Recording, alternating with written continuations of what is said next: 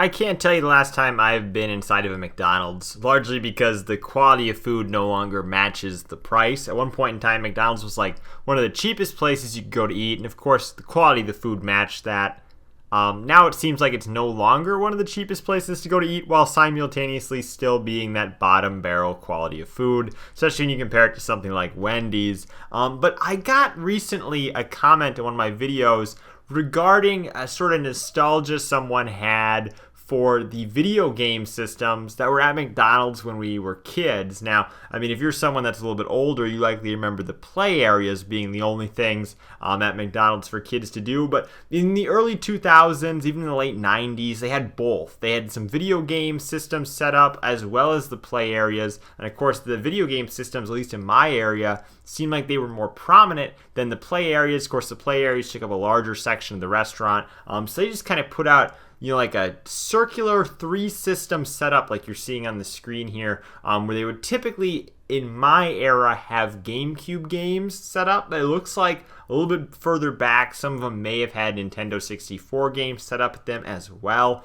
If you've ever played one of these, you likely remember how greasy it is. Like, just thinking about it, I can feel the way the controller felt, just that slickness. I mean, even kind of in some of the photos, you can see just how shiny the controllers are. They were the dirtiest controllers you'll have ever laid your hands on. There was likely food just driven into some of the divots in between.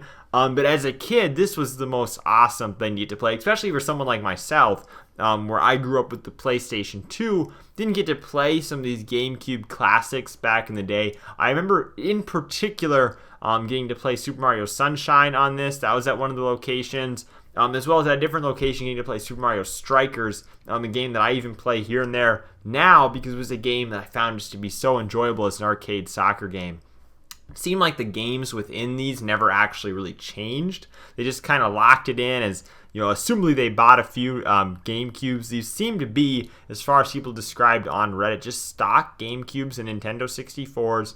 Then they wired them up in these machines. They threw a game in there. And that was just kind of how they left it. So they never really ever rotated out the games. And it seems like for the most part, it was always the same games. And after the GameCube era, they never even updated it to go on to another console. However, I think these were in my McDonald's still probably in 2012. I want to say they were still there. They're definitely not there today, but probably up until about 2012, I think that the GameCubes hung around in my local McDonald's, the ones that had them. However, I did find a post on Reddit. Now, this post is 4 years old regarding the existence of someone finding a GameCube setup still within a McDonald's, and a commenter claims that there's still a Nintendo 64 setup in his local town at his McDonald's. Now, of course, he doesn't provide any proof of that. We don't know the validity of that, but there was a potential that there were still some of these hanging around back in 2016, particularly the GameCube models, but maybe also somehow the Nintendo 64 models.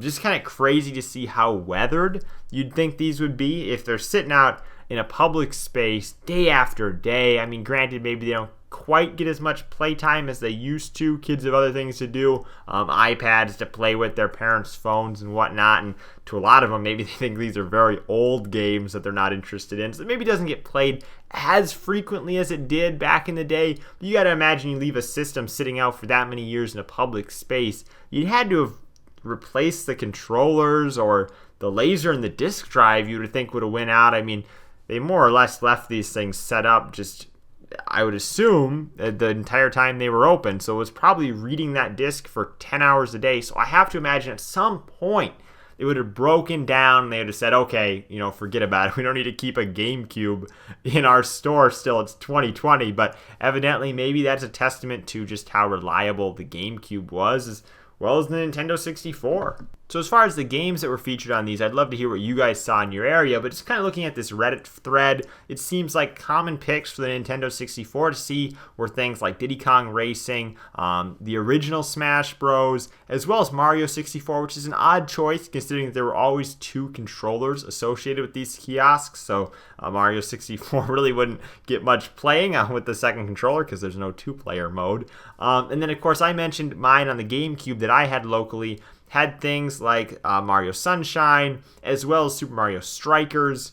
But then in just reading this thread, it sounds like people also saw Melee on there, as well as some Sesame Street games, an odd pick. I don't really know much about those, but it caters to a younger audience. That's probably what McDonald's was going for, as well as Luigi's Mansion, which I think I've seen a Luigi's Mansion kiosk at some point in my childhood. Outside of the town I lived in, I think I may have encountered one of these. So there's definitely a handful of different games you would see, and Melee being, I think, one of the heavy hitters to kind of see featured as far as co-op goes.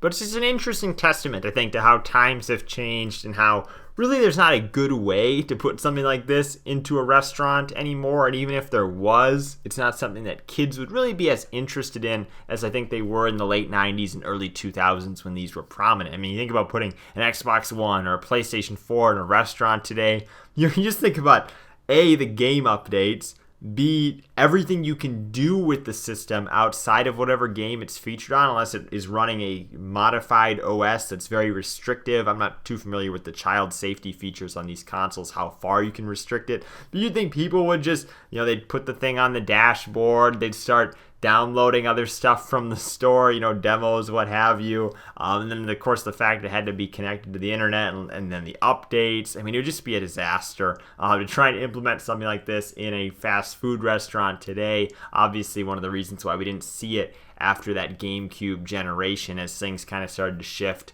more online. I'm sure they didn't want to deal with that at all.